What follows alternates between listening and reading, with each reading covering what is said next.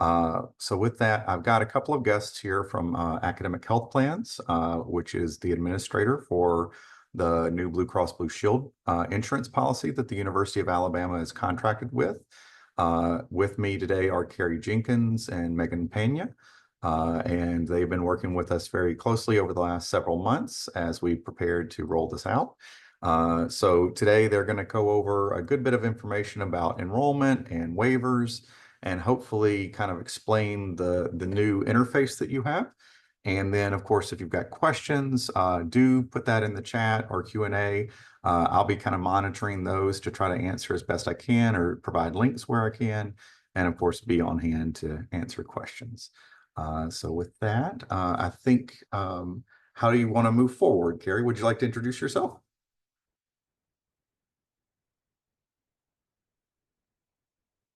I'm having technical difficulties here.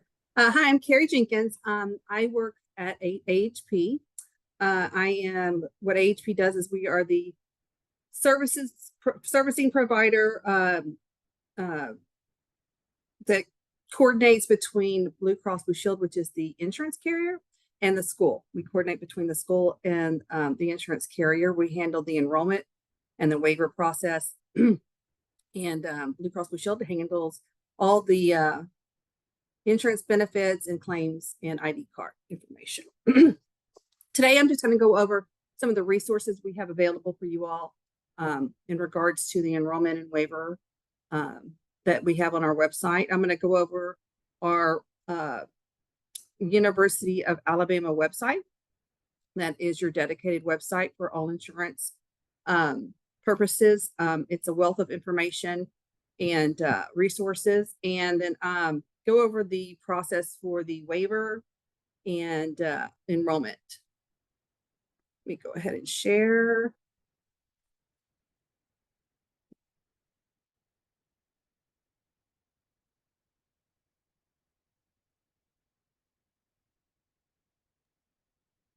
Is it allowing you to share? It is. Okay. I think it's kind of a new setup. Can y'all see my screen? Just seeing you, Carrie. Just seeing me. Okay. I'm sorry about that. Let me see here. It's not letting me.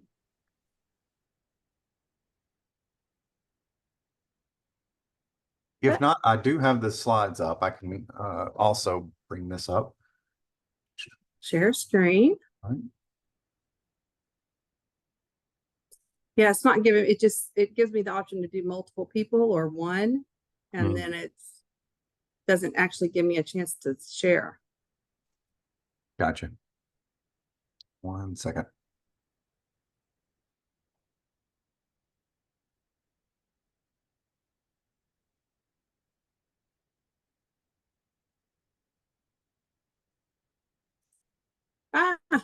There it goes.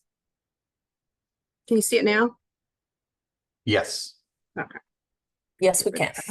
All right, let me get rid of that. All right.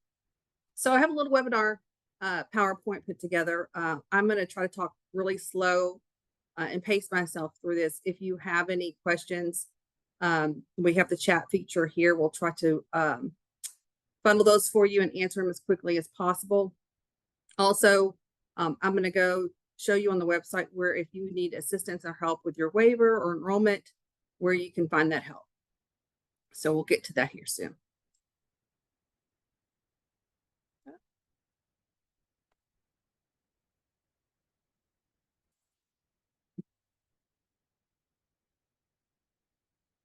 Okay, so if you've already enrolled or waived, this page probably looks familiar to you.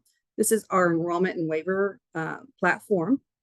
This is where you would log in. It's going to look like this right here. And this student guide is actually available to you on our website, which I'll show you here in just a little bit. So you can access this at any time if you need assistance just navigating through the website. So to enroll, you would log in, set your password, and click sign up.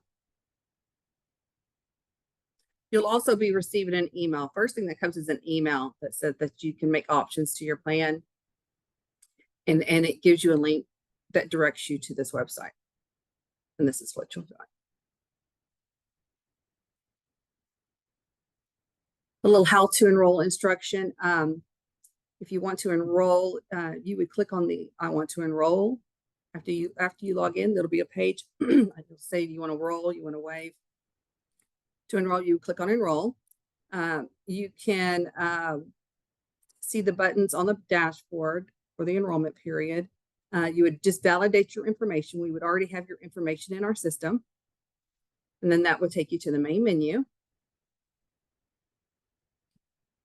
The next page would be your options for your products. You would select the plan that you want. You just want the medical or you want the dental. Your options would be right there on the page. The summary section is going to be populated with your selection as you go. So right there on the right side of the screen, any option that you choose is going to be listed there, like a cart. When you're ready to check out, you would click on proceed to check out. And if you wanted some optional products at that time, like dental or vision, if those are offered to you, then those options would be there as well.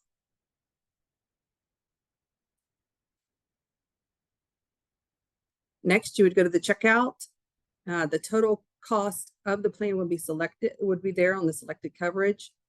And then your payment methods. For your payment methods, it would be burst or billed. So it would say burst or billed.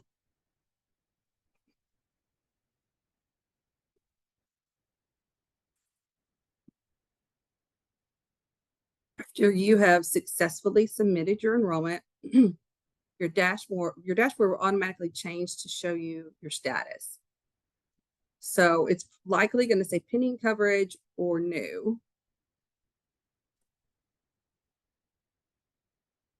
Payment and eligibility may need to be confirmed. That usually doesn't happen in your case. It's kind of a confirmed up front. When the status of your enrollment changes, you will be notified by email and your dashboard will automatically change. So there are steps after your enrollment. It will say either pending or new. And then your email is going to say that you are in our system and we will be sending you over to the carrier. They will be loading you and sending you back your ID card. And at that time, when they send us back your ID card number, you will become active and get an email for that as well. So you'll know that you're active inside Blue Cross Blue Shield, and you'll have your, you can log into our system and get your medical ID number.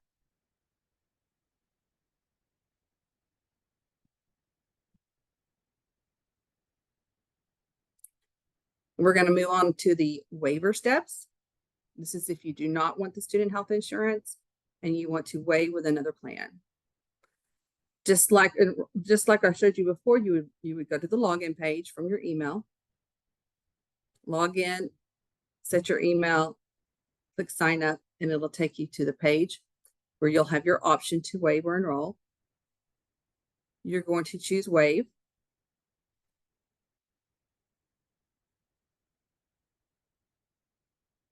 Your waiver criteria would be listed on the next page. You will need to read through that, make sure that your plan meets the criteria to be approved for a waiver. And then you'll click start. This is an example of what your waiver will look like. It's a series of questions and some demographics to fill out, some information to fill out about your insurance that you want to waive with. You will then attach your ID card and benefits description from your plan.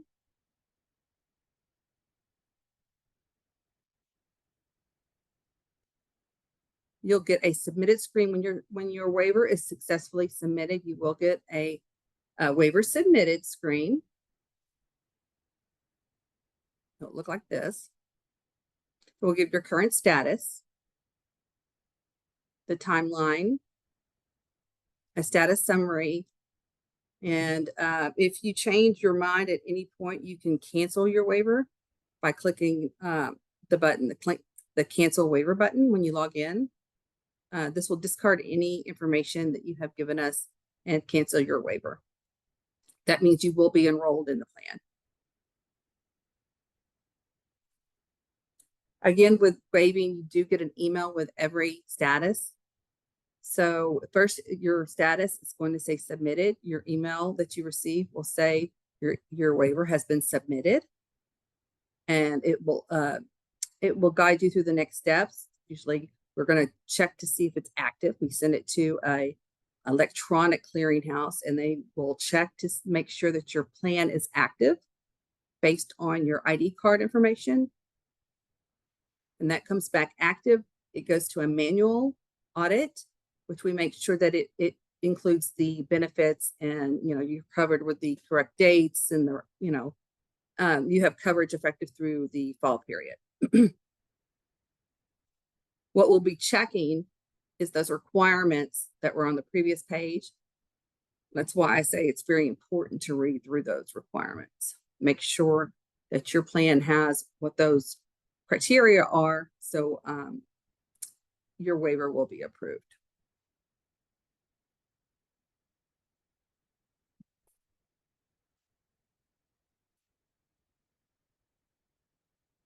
And this is our website.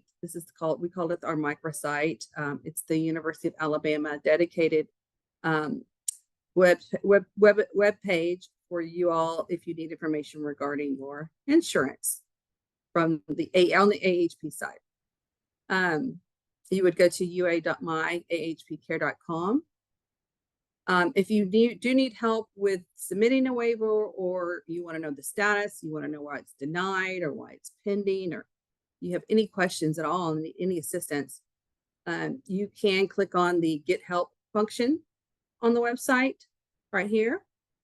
And there is an interactive kind of an AI FAQ, and there's also chat, as well as a phone number if you wanted to call us and talk to us. We are 24/7, 7 days a week.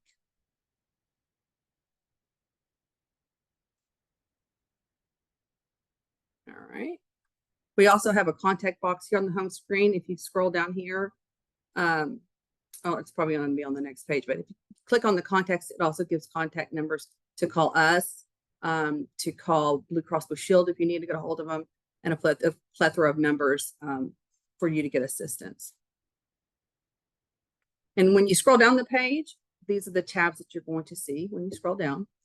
So you have the option to go to the benefits page, the enrollment cost page, the opt-out page, which is also the waiver.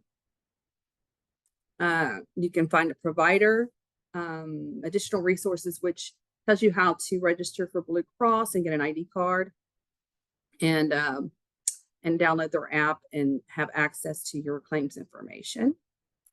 Claims, if you want to submit a claim, that's not really used that often, but sometimes if you pay for a claim out of pocket, you can come here and get a claim form and file it for reimbursement.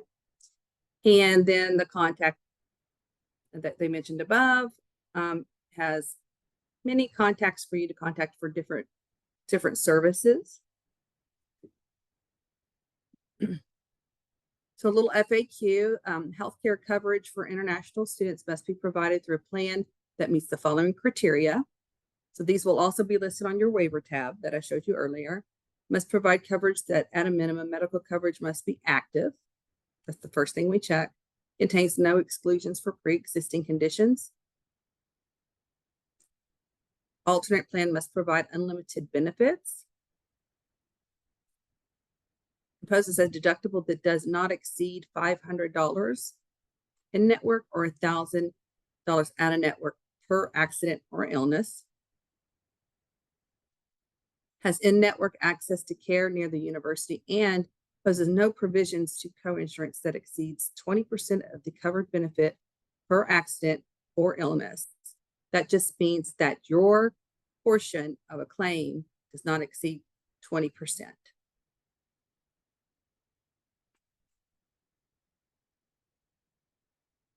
Examples of plans that do not meet the healthcare coverage requirements are short-term limited duration plans. The reason for this is short-term limited duration plans are typically not renewable. It's a high chance that they will not renew depending on if you've had claims. If you've had one claim that might be more than $500, they won't renew you. So that means you will be without health coverage when they decide to, when your plan ends and they decide not to renew you. Ministry cost sharing plans. Those are just exactly, it's exactly what it says. They're usually enforced by ministry, religious ministry, and it's a sharing plan. Everybody puts the money in, and that's what pays for the claims. When that money's gone, no claims are paid. So that's why we don't accept the ministry cost sharing plans. And then a financial assistance plans such as Medicaid and Medicare.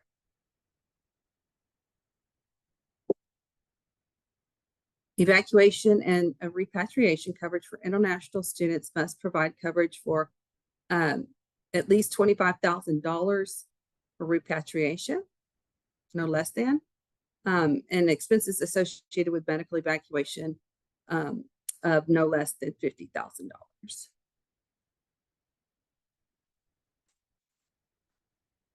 A waiver shall be granted to an international student for any semester of enrollment in which the student is eligible for and as a participant in the University of Alabama Health Plan coverage, able to establish that the student has coverage that is backed by a full faith and credit of the government of exchange visitor's home country, sponsored by the U.S. government or another sponsoring entity that has guaranteed payment of all health expenses and repatriation and evacuation expenses in writing, is able to establish that the student is enrolled in healthcare coverage through another source that meets the requirements of number 1 or number 2 above. That means it needs to be a plan that's equal to or greater than the plan that University of Alabama provides to you all, or it needs to be a government or exchange visitors home country plan. Enrolled exclusively in distance learning at the institution. Okay. Couple of definitions: the evacuation and repatriation coverage, specific additional coverage provided to pay the expenses associated with the cost of medical evacuation of an insured and the return of the remains of a deceased insured to the home country of the insured. And an international student who is enrolled at the University of Alabama institution who holds a non-immigrant visa that is tracked by the Student and Exchange Visitor Information, SEVIS, other than category F3. A student enrolled at the University of Alabama who holds an F1, F2, J1, or J2 non-immigrant visa is an international student by term. Short-term, a limited duration plan or health plans created expressly for the purpose of providing coverage to international students and or non-immigrant visa holders and do not meet the requirements for healthcare coverage described in section 3.1.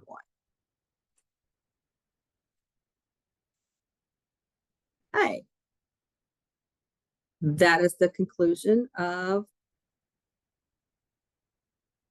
the webinar.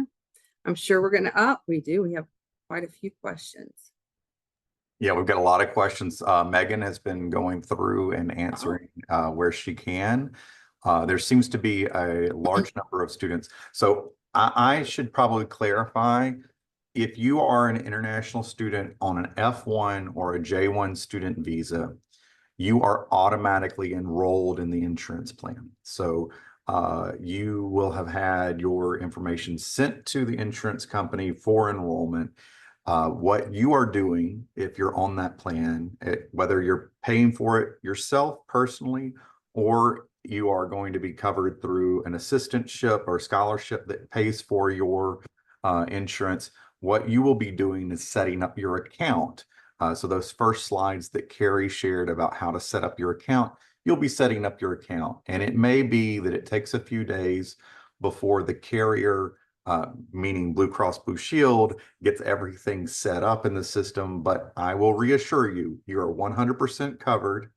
You have been covered since the start of August 1. That's when our policy began. So if you've had to see a doctor between August 1st and now, you are covered. If you need to, you might have to seek a reimbursement or file a claim after the fact, but you will be covered. Okay. Now, the other thing I wanted to clarify is that if you're going into the system, and I think that Megan has answered this question, some of you are going in and you're getting a nothing to see here notice, that if that happens, that you should use the Get Help link and start a chat with the representative, according to Megan, and make sure that you have your CWID so that they can verify that. But that seems to be a really common question is, do I have to enroll? No, well, you are automatically enrolled. So Oh, yes. yeah, you just need to go in there and like set up your account so that you can access your ID card and everything. And then the second part is that if you are having those errors when you go in there, that's when you want to use the Get Help. And that's separate from the waiver process. Now, I know a lot of people had questions about the waiver process because it does look different than it did before. This is an all online submission. It's going to ACHP to review, and then and that's where it's different. Whereas before you would submit a waiver form to the Student Health Center, who would review, and then they would process it with the billing office, who would then remove you from the roster that would go to the insurance company. So it's kind of a different process, but effectively the terms of the insurance waiver are the same. Megan, what questions are you seeing that maybe Carrie can address at the moment? I can go through some of these, Megan. that I Sure, don't I'm see. sorry, I was on mute trying to talk, of course, so my apologies there. I was just getting a couple questions here about dental and vision coverage. And some students asking, is that separate to sign up for? And then asking, some information about maybe how much the cost is. So I went ahead and threw the link in the chat for us from the AHP Care website for the University of Alabama, on where you can find the links to the optional dental coverage and optional vision coverage. So basically that is optional. So if you would like to add that, you can. That's true, and it is through Blue Cross Blue Shield of Alabama. It's on their marketplace webpage. It'll take you to their marketplace. The cost is going to be decided by your demographics, the area you live in, and different information that you provide to them. So it's not one set fee. Yes. We also, and I think Charter mentioned this as well, we did have a few students putting some information here in the chat that they're getting that, not found here, or kind of error message there. And so do be sure that you go to that Get Help link on your site when you have those kinds of issues coming up, so that we can look into those for you. Right. And also know that once you start receiving emails from us, that's what's going to key you to log in and waiver enroll or finish your enrollment, or just to verify your enrollment. You will get communication from us on what to do and when to do it. So it's possible that some of you may have logged in before it was time. And if you did receive an email from us that you are eligible to log in at that time and waive, and you did get that message, definitely do what Megan says, reach out to us. There's something awry, and we can walk you through that and try to figure that out for you. We got question 2 about the waivers as far as when those deadlines might be, and some information on a little bit more information about what the waivers entail. And so I did also put that link in the chat a little bit earlier for everyone. But if you go to the My AHP Care, again, the website, there is a link at the top of your page, and it's going to say opt out. So it doesn't say waiver. And sometimes I think I like to point that out to everyone, because I think sometimes we have it in our mind to look for the word waiver, and we don't see that always immediately. But that information can be found under the link for opt out. That's correct. And let's see, I'm also looking through the questions here to see what else we have. I know we did get quite a few very specific questions for individual students as far as personal scenarios. I think in those instances, I would recommend that you guys reach out to us through the Get Help link and provide us with your contact information so that we could look into those for you. Those are going to be easier for us to answer for you if you reach out to us on that individual basis rather than through the presentation today, because we really don't have the resources to look up your information at this moment. That way you're better served, I believe.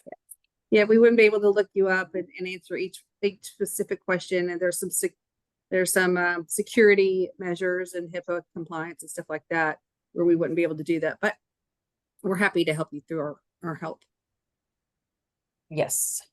And Charter just mentioned in the chat too, I think it's awesome that we're recording this for y'all, and that you'll be able to kind of go back if you missed anything, or even if some students weren't able to join.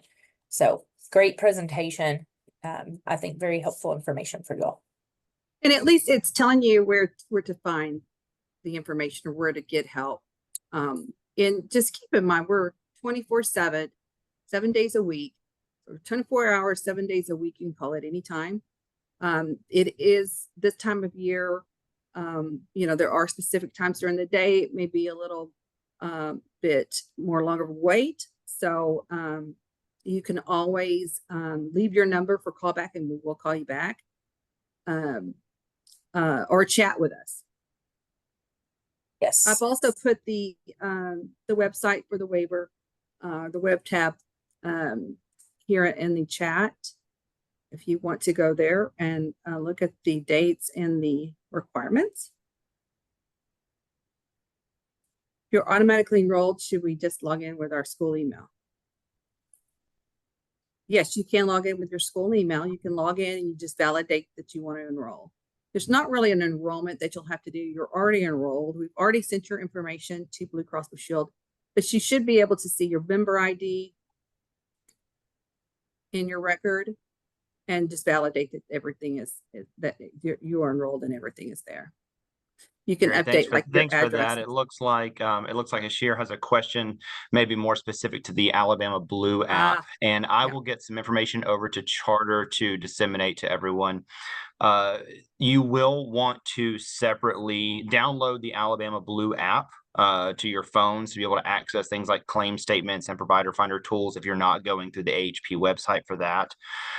You can also access those same accounts through the alabamablue.com website. The group number, I put it in the chat, is 66470, but I will include that in the information for Charter to send out. You will use that group number when you create an account on the Alabama Blue website or via the app.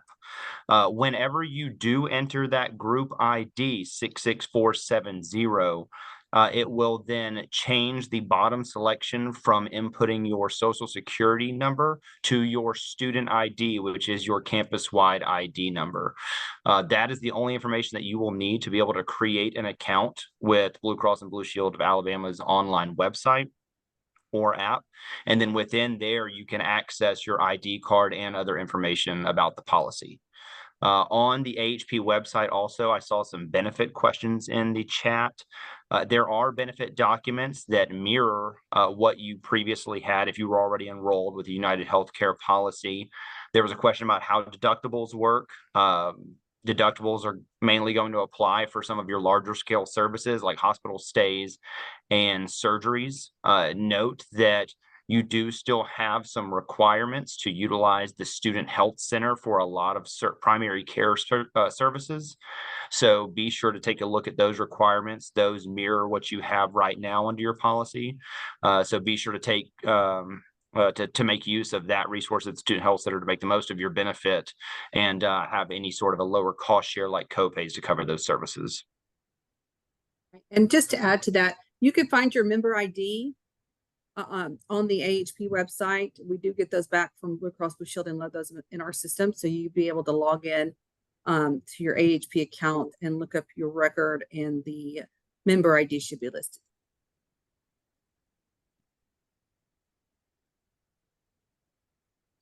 Please, can you list the requirements? You want me to list the requirements in the chat? I wasn't But sure you what don't- that meant. Requirements for The Requirements app? for waiver or what's covered.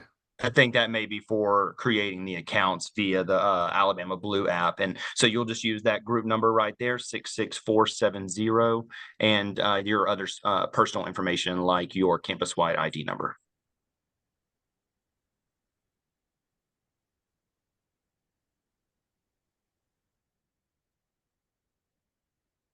Let's see. I'm going through some of these questions, see if I can answer. Policyholder section for member ID.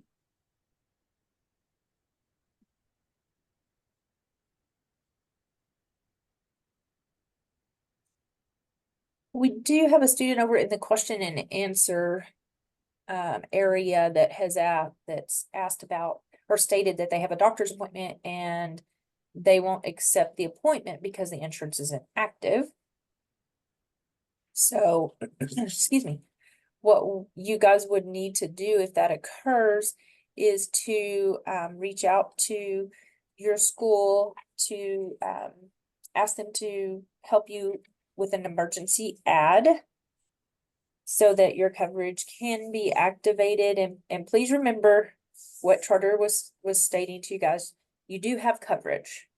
We just need to go through that process just so that you can get your doctor's appointment set up.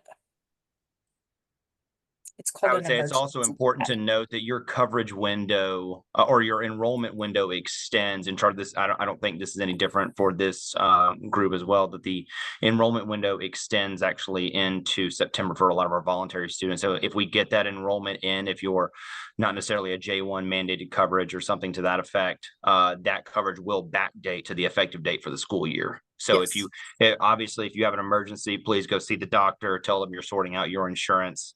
And then any claims they can submit to us following that successful enrollment, and that'll be handled accordingly. Somebody had the question, what do we need to upload where it's written insurance policy? You want to upload with your waiver the part of your policy that has the benefits and exclusions, so we can make sure that it meets all the requirements.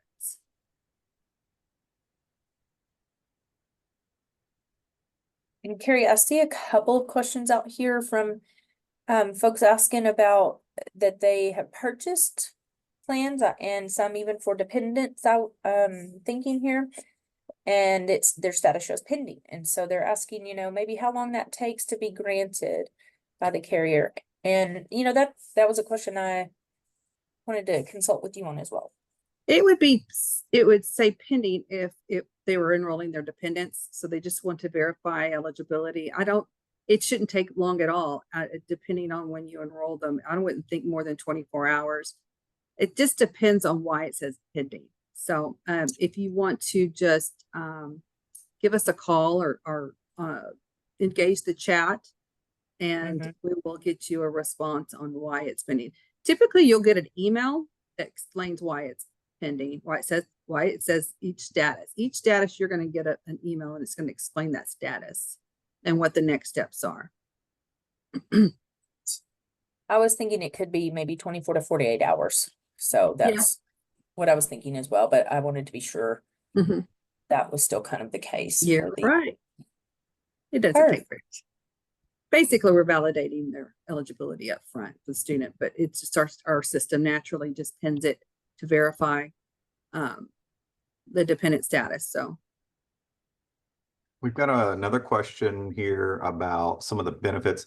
And I just wanted to say that, you know, I and a few others that were on this call, when we were working on the bid for the insurance, made sure that it met at least what we had in our prior insurance policy as far as the coverages. In fact, in many cases, we lowered the cost and we were able to get better coverage through Blue Cross Blue Shield, which was kind of a win-win. But one of the students has asked a question. It looks like Grant's actually typing that in, but I think it might be helpful for others. Do you still need to get referrals to go to a specialist from the Student Health Center? Yeah, sure. I did type that out. And yes, the same referral requirements are going to continue under the policy. There will be a few exceptions to those required referrals, things like emergency services, OBGYNs, if you are outside of a 50-mile radius from the Student Health Center, and behavioral health services. There's about 5 or 6. And then non-students, that is any spouses or children on the plan, are not required to use the Student Health Center either, because they are not allowed to use the Student Health Center.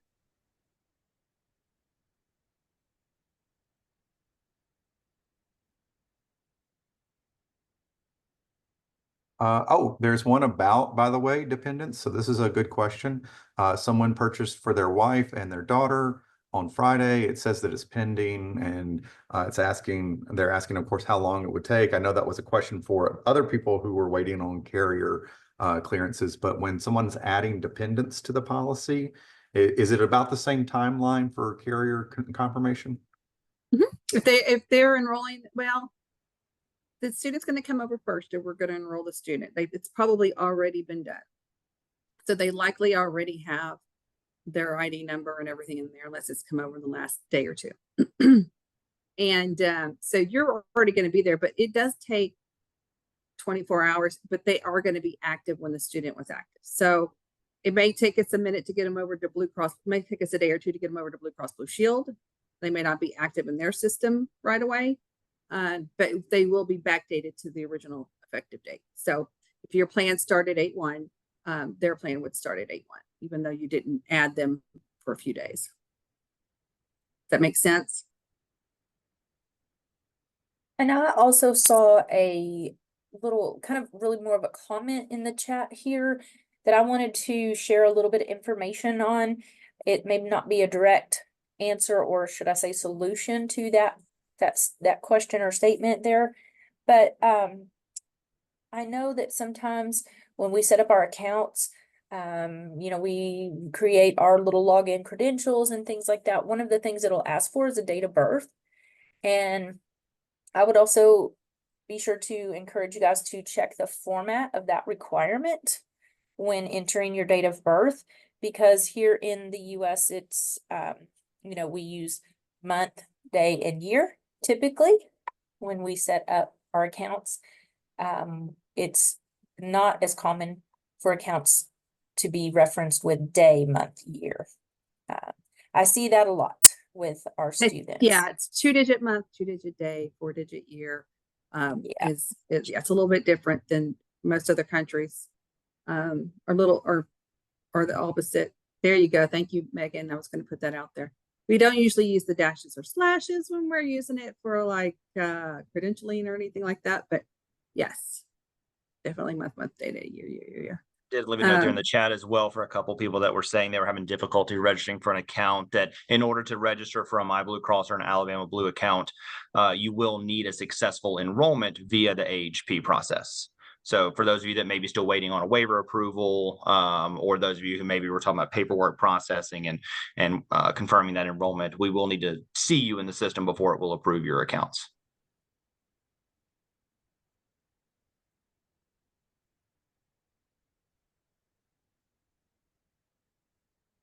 We've got another question. So we've got one person. It's not not the error message of nothing to see here, but more that you have not enrolled or waived coverage yet. So this is probably a data feed of you haven't received the report from the billing office yet.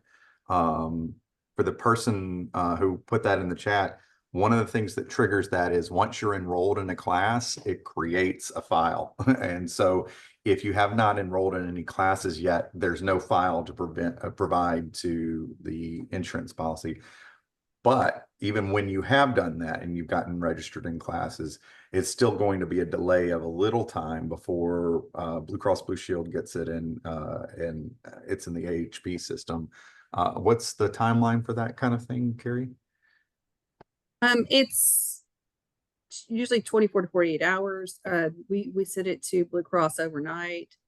They load it very quick. They're very quick. As soon as we send them a file, they're loading it within a few hours. And our university is sending you daily batches, or is it like every couple of days? I believe it's every couple of days. I believe it's We're 3 getting a times a week. daily enrollment file from AHP. But we send a daily enrollment file to Blue Cross. So it's as we're receiving them, we're sending them. Gotcha. And I believe it's very similar from the school to us. So it's pretty quick turnaround. And then the Blue immediately that overnight sends us back the ID numbers, and then we load them in our system. So that's a pretty quick turnaround. We like to say 48 hours, 24 to 48 hours, business hours. And so so for those everyone with a graduate assistantship or fellowship, pay attention for a moment, because I have this question come up a lot. Your insurance is no different than any other international students insurance policy. You are all automatically enrolled in the same insurance policy. It's just if you are on an assistantship or a fellowship, you're receiving a scholarship that is added to your student bill to pay for that insurance. So it shouldn't really be a different process for you.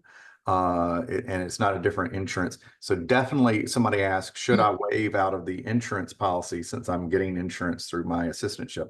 It's actually the same insurance policy. So definitely do not waive your insurance, or you will be not covered at all by any insurance. So let the insurance go ahead and post. The thing for your billing will be to make sure that your student bill reflects the scholarship that would cover your insurance policy. So those should be posting simultaneously. I know that Carrie Morthland over in the graduate school and her team have been working very hard to make sure anyone with a valid assistantship or fellowship that their insurance has been reflected, that coverage has been for the scholarship has been reflected on their student bill. If you're having problems with that, you're on an assistantship and you've been billed for insurance, but you don't see the scholarship, please do reach out to the graduate school and they should be able to resolve that.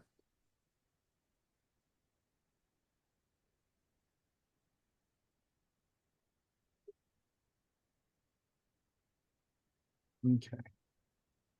I'm just kind of answering these questions in chat too, as I see some that I can quickly answer.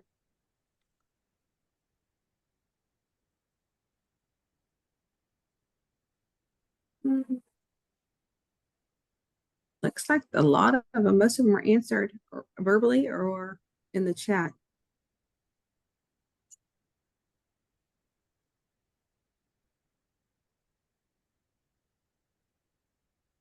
All right. And again, Charter will make sure that you all I have some interactive demos that show students how to enroll or how to create an Alabama Blue account as well. So there's another way to access that information. Fantastic.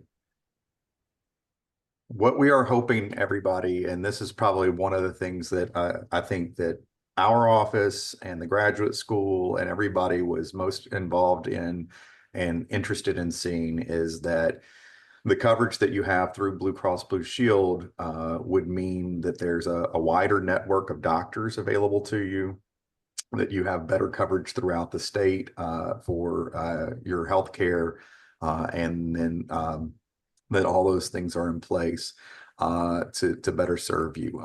You know, we had a good insurance policy before, but any move to any insurance, we wanted to make sure would be a better overall service to our students. I think that we have found that. The one thing is, I know it's always, this is the first new insurance policy we've had since I've been here, and I've been here for 12 years now. So it is a big change for the university to switch, but I want to thank everybody at both AHP and Blue Cross Blue Shield for helping us out. As you have questions, I know you'll probably reach out to us and to the Student Health Center. We will do our best to try to help you and help mitigate things.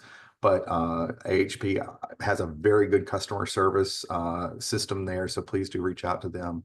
I did have one question, it looks like in the Q&A, and it asks about taxes. Will you still have to pay federal taxes on this new insurance?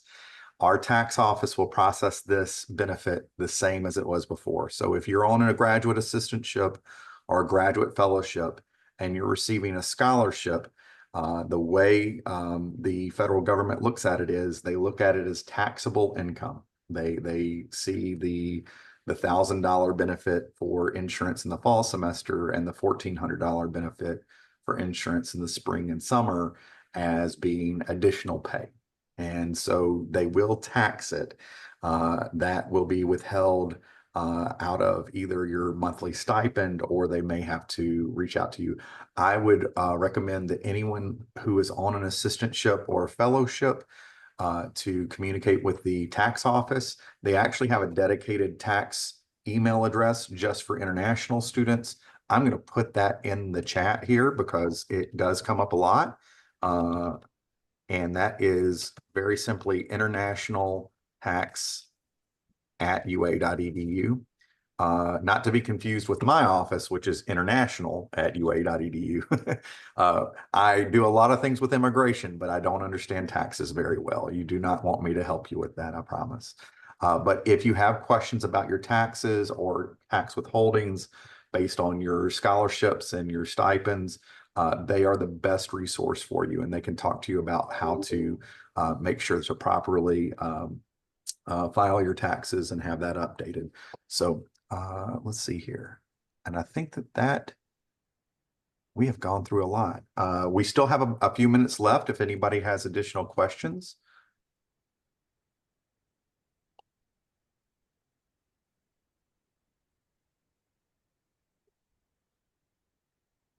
Everybody, I will get this recording up at some point in the very, very near future. I have to wait for this thing to figure out. So after we log off of Zoom and end the webinar, it will compile everything, and then I've got to get it edited and shared back out. But I do plan on getting this posted and shared back out to anybody on this call or anybody who signed up for this, and to also share out to just broadly the international student community. If you do have questions, please do reach out. You can reach out to international@ua.edu. We will do our best to connect with you, or you can go directly to the AHP site and seek help there. The Student Health Center is also available to help you. We have a few of our colleagues from the Student Health Center on the call today, and they've been fantastic at helping our students. The Student Health Center is very well aware of the change in our insurance providers. So they are, they're able to help you and assist you. And if you need to see someone at the Student Health Center, go to the Student Health Center, get your services. Don't worry about that. All right. Yeah, and please know, I mean, there's so many resources here for you, Blue Cross Blue Shield, the Health Center, academic health plans, for you. If you have any questions or concerns, please reach out to us. We're here to help you. Absolutely. Well, with that, the last question I see here is I've got someone who says their enrollment is still pending. Does it mean that they're enrolled now, and can they see a doctor at the Student Health Center? I'll just click answer live. Go ahead and go to the Student Health. Absolutely. Don't wait to go see a doctor. Now they may not be able to confirm that, but they should be able to take your details. They should know at the Student Health Center that you are part of the student health plan and be able to assist you with that. And if you're not showing up, or if it needs to be loaded, I believe Siobhan Steins there or some of the folks there might be able to assist with getting that confirmation through if it's not showing up in the system yet. So And worst comes to worst, we reach out to our friends at AHP and they help us out. Right. We're here Right. for. All right. So I think that is everything. I want to thank you. Thank you, Carrie. Thank you, Megan. Thank you, Sure. Grant. I know we've got a lot of questions. I want to thank everybody that's been on the call today. I know we have a lot of folks very anxious. We're trying to make this as seamless as possible, to be honest, and I hope that it will be okay. But if something comes up and you need our assistance, just reach out to us, okay? Absolutely. Yes.